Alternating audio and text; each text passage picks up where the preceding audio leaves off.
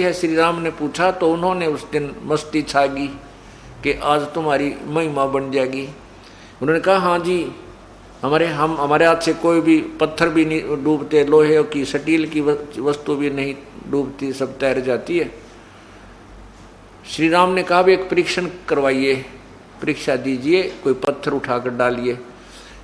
अब उस दिन नल और नील मार खा गए, भूल कर गए, उन्होंने परमात्मा याद नहीं किया और उठा के पत्थर और रख दिए। अहम था उनके अंदर, उस दिन अभिमान घर कर गया था। उस अभिमान दृष्टिकोण से, महिमा की भूख के कारण उन्होंने वो पत्थर रखे, पानी में डूब गए, जल में तैरे नहीं। नल ने भी रखा, नील ने भी रखा, फिर एक एक और रखा, एक एक और रखा। उनका वहम सा हो गया कि रोज तेरा करते आज क्या बात होगी। और उधर से उन्होंने अपनी हार नजर आने लगी। तब श्री रामचंद्र जी ने विपर रूप में खड़े समुद्र देव की तरफ देखा और कहा, मानो कहना चाहते हैं कि तू झूठ बोलता था, मुझे बहका रहा था, इनके हाथों में कोई ऐसी पावर शक्ति नहीं है जिसे समुद्र पत्थर तर जाए।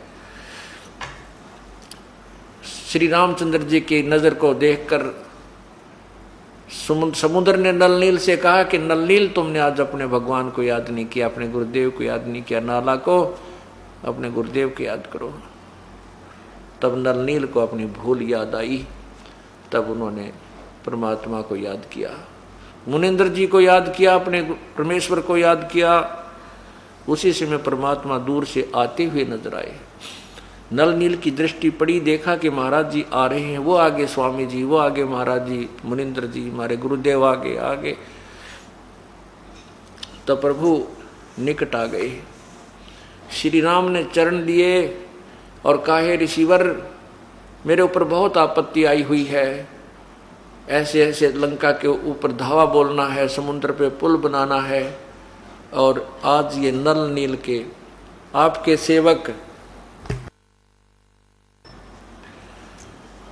आपके सेवक नल नील के हाथों से भी पत्थर नहीं तैर रहे हैं। परमात्मा बोले, अब इनके हाथों से कभी पत्थर नहीं तैरेंगे, कोई भी वस्तु नहीं तैरेगी, क्योंकि ये अपनी औकात भूल गए। तब श्री राम ने कहा कि हे ऋषिवर, जब आपने सेवकों को शक्ति दे सकते हो, मुझ पर भी कृपा करो कि समुद्र पर पत्थर तैर जाए, किसी प्रकार ये पुल बन जाए।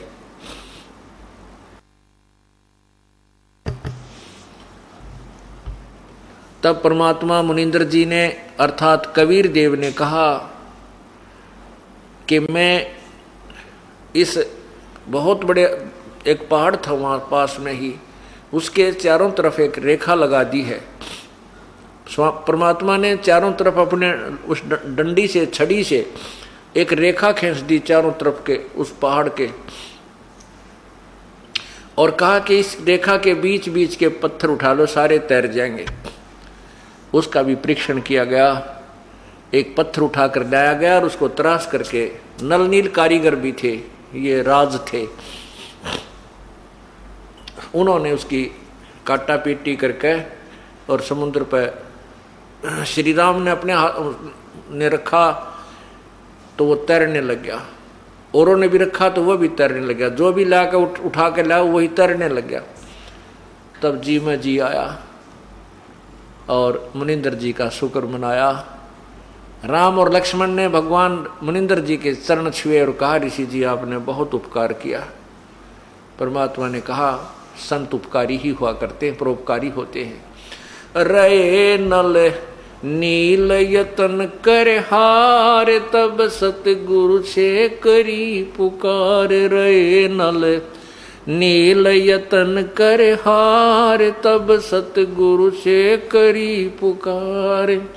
जा सत रेखा लिखी अपार, सिंधु पे सिला तराने वाले। जा सत रेखा लिखी अपार, सिंधु पे सिला तराने वाले। धन धन सतगुरु सत कबीर भक्त की पीड़ मिटाने वाले। धन धन सतगुरु सत कबीर भक्त की पीर मिटाने वाले भक्त की।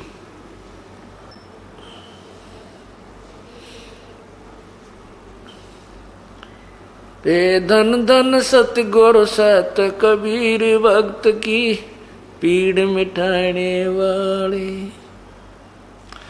अब पुण्यात्माओं,